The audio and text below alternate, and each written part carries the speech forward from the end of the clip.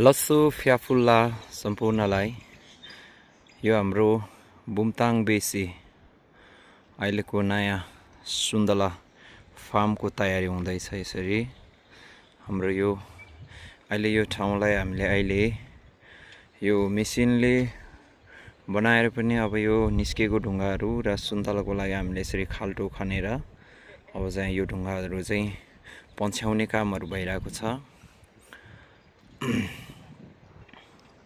अब यो सबै पन्छाइसकेपछि हामीले यो खाल्टोहरू खनिरहेछौँ। यसलाई मल हालेर चाहिँ अब पुर्नेछौँ अनि केही महिनापछि हामीले चाहिँ नयाँ सानो बिरुवा रोप्नेछौँ। त्यसैले यो हाम्रो बुमताङ बेसी कोरिया भनेर चाहिँ मैले एउटा नाम राखेको छ। आई होप नेपालीहरूलाई सबैलाई जुन मैले गरेको काम देखेर कसैले गर्ने जाँगर चलोस् भनेर एउटा मैले कोरियालाई टक्कर दिने खाली एउटा चाहिँ अब त्यही अनुसारको भिजन गरेर चाहिँ यो कामलाई यसरी अगाडि बढाउँदैछु।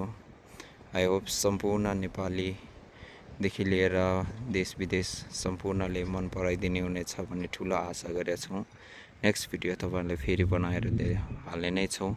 हामी मल पुर्ने बेलामा अर्को एउटा भिडियो बनाएर हाल्नेछौँ। यतिको लागि धन्यवाद।